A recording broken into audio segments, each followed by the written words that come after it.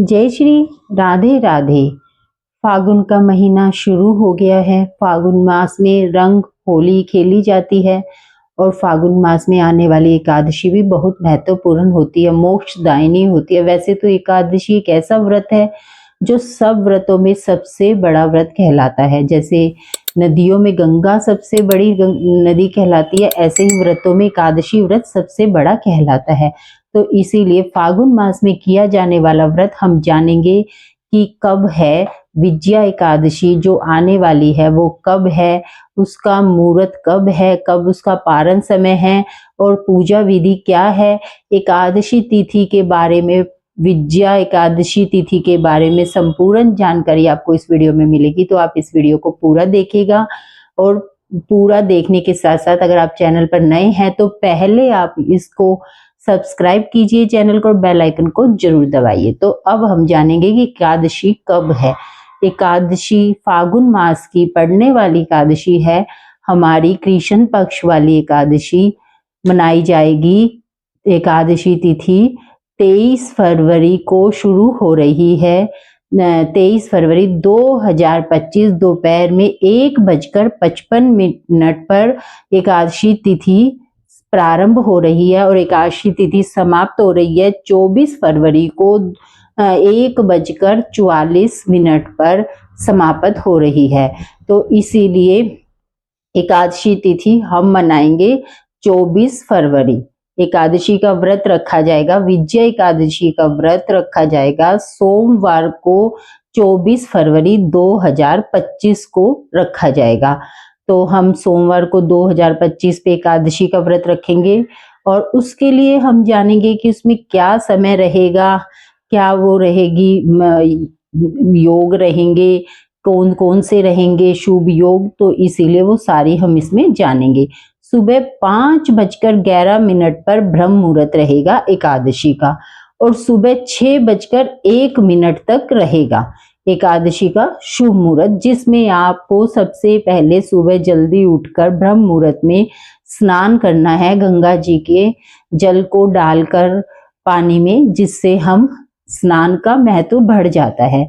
ऐसे हमें स्नान करना है। स्नान के बाद हमें विष्णु भगवान की पूजा करनी है। विष्णु लक्ष्मी जी का कोई भी फोटो स्वरूप लें और उसके सामने पूजा करें। और अगर आपके पास लड्डू गोपाल है, शालिग्राम जी है, तो उनका पंचामृत से स्नान करवाएं।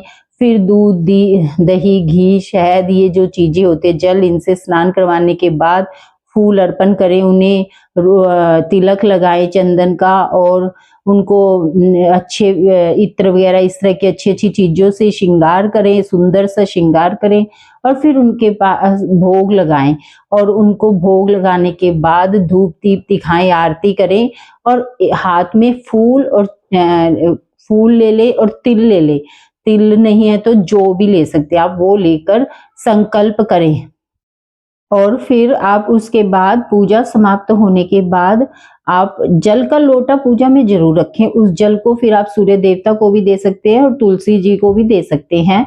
अगर आप लेकिन उस दिन तुलसी को जल नहीं दिया जाता तो आप उसको सूर्य देवता को ही जल दे। और ना तुलसी का पत्ता तोड़ा जाता है, तो आप पहले दिन तुलसी का पत्ता तोड़कर रखें और उस दिन आप तुलसी माता को भी दीपक दिखाएं, जोत जलाएं।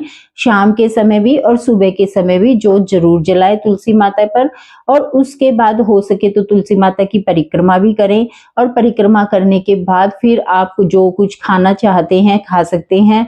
और पूजा में अगर आपने फ्रूट रखे हैं तो उन फ्रूट को, और मैं तो थोड़ा सा चीनी की एक कटोरी भी निकालती हूँ और उसमें थोड़ा फ्रूट और दक्षिणा रखकर, क्योंकि दक्षिणा के बिना कोई भी संपूर्ण नहीं होता, किसी को कुछ देना, तो वो पंडित के यहाँ पहुंचा दें आप। और फिर उसके बाद आप दूध वगैरह जो भी लेना चाहे ले सकते हैं और लेकर दूध वगैरह, और फिर आप अपना फ्रूट वगैरह भी ले सकते हैं। अगर आपका शरीर अलाउ करे तो आप निराहार रहें और अगर आपका शरीर अलाउ ना करे तो आप फ्रूट भी ले सकते हैं, कुट्टू की पकौड़ी भी ले सकते हैं, सामकिया भी खा सकते हैं, सिंघाड़े के आटे का भी कुछ बनाकर खा सकते हैं। सामकिया नहीं खा सकते, सॉरी, इसमें सामकिया नहीं, साबूदाना आप खा सकते हैं, साबूदाना खाइए। सामकिया चावल में आता है तो एकादशी के दिन नहीं खाया जाता है। और रात को आप बिस्तर पे, बेड पे ना सो के जमीन पर ही सोए। और ये व्रत वैसे तो 10वीं से ही शुरू हो जाता है। 10वीं के दिन हम शाम के समय सूर्य छिपने से पहले ही भोजन कर लेते हैं और उसके बाद हम वो करते हैं कि हम वो नहीं करते, ब्रह्म मुहूर्त में स्नान करते हैं, लेकिन दशमी की तिथि को हम शाम के समय सूर्यास्त से पहले भोजन कर लेंगे और फिर जमीन में ही सोएंगे, बेड पे नहीं सोएंगे। हो सके तो रात को भगवान का भजन करते, कीर्तन करते ही सोना हमें चाहिए। और एकादशी को भी हमें देर तक कीर्तन जरूर करना चाहिए या नाम जप जरूर करना चाहिए। राधा नाम जपे या श्री राधा वल्लभ श्री हरिवंश नाम जपे, जो भी आपको नाम सही लगे। हरे कृष्णा नाम, हरे कृष्णा कृष्णा कृष्णा हरे हरे, हरे राम राम राम हरे हरे, इस मंत्र का भी उच्चारण कर सकते हैं, जो आपको सूट करे। कई लोग कहते हैं कि मंत्र बड़ा हो जाता है, तो आप राधा नाम भी जप सकते हैं, अगर आपको वो सही लगे तो वो भी जपिएगा। और फिर उसके बाद अगले दिन आते हैं, इस दिन 2 मुहूर्त भी बन रहे हैं एकादशी के दिन। एक अभिजीत मुहूर्त बन रहा है, एक गोधूली मुहूर्त बन रहा है। तो अभिजीत मुहूर्त इसमें रहेगा दोपहर में 12:12 में से लेकर 12:57 तक अभिजीत मुहूर्त रहेगा, जो कि खास मुहूर्त है। और इसमें गोधूली मुहूर्त भी बन रहा है। और विजया एकादशी का पारण समय हम बाद में बताएंगे, पहले गोधूली मुहूर्त के बारे में बताएंगे। गोधूली मुहूर्त का समय रहेगा आपका 6:15 से 6:40 तक रहेगा। और इसको कहते हैं एकादशी का व्रत हमें क्यों करना चाहिए, क्योंकि एक मुनि ने बताया था कि एकादशी का व्रत श्री राम जी ने रावण का वध करने के लिए समुद्र के किनारे ये एकादशी, विजया एकादशी का व्रत किया था। तो इसीलिए ये एकादशी हमें मनोरथ को पूरी करने वाली है, मोक्ष देने वाली। तो एकादशी सारी ही होती हैं वैसे, और हमें मन में बहुत शांति मिलती है। एकादशी का व्रत करते हैं तो हमें जीवन में खुशियां ही खुशियां मिलती है, दुख खत्म हो जाते हैं। तो एकादशी का व्रत हमारे लिए बहुत महत्वपूर्ण रहता है। अब बात करेंगे हम पारण के बारे में।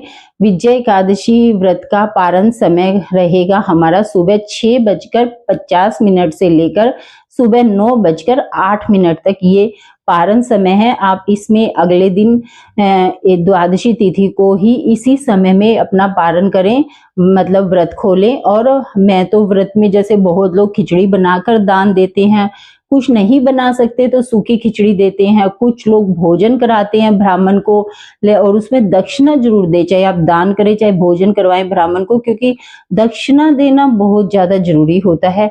और उसके बाद फिर खुद भोजन करते हैं और भगवान का पहले भोग भी लगाते हैं। और भोग लगाएं तो उसमें तुलसी का पत्ता जरूर डालें और पहले ही तोड़ के रख ले, क्योंकि एकादशी के दिन तोड़ा नहीं जाता, तो इसीलिए।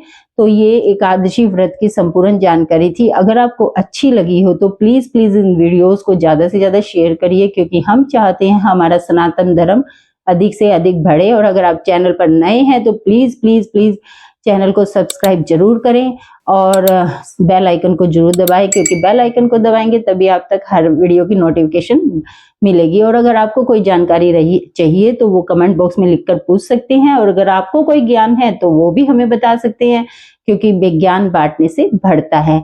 धन्यवाद। जय जय राधा वल्लभ श्री हरिवंश।